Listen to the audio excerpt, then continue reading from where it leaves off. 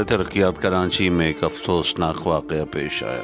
Retire ملازم محکمہ security سے وابستہ پولی کلینک میں طبی امداد نہ ملنے پر جہان فانی سے رخصت ہو گیا۔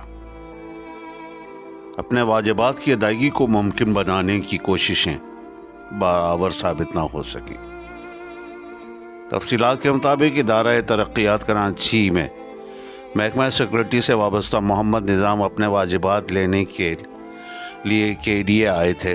دل کا دورہ پڑنے سے ان کو ابتدائی طبی امداد کے لیے پولی کلینک لے جایا گیا، جہاں پر ڈاکٹر اور عملہ موجود نہیں تھا۔ سیوک سینٹر میں موجود پولی کلینک کی ایمبولنس ناکارہ ہونے کے سبب محمد نظام کو اسپتال سے روانہ نہیں کیا جا سکا۔ خراب ایمبولنس کا ہر مادیے جانے والا پیٹرول کہاں جا رہا ہے، یہ بھی انتظامیہ پہ ایک سوالیہ نشان ہے۔ جو ایک قیمتی جان بر وقت ایمبولنس تیار نہ ہونے کی وجہ سے بچائی نہ جا سکی۔ ادارہ ترقیات کراچی کے ریٹائر ملازمین کے واجبات 3 ارب سے زائد ہو چکے ہیں۔ ذرائع کے مطابق ریٹائر ملازمین کے واجبات کے حوالے سے یہ بات بھی سامنے آئی ہے کہ لوکل گورنمنٹ کو دی جانے والی گرانٹ کی سمری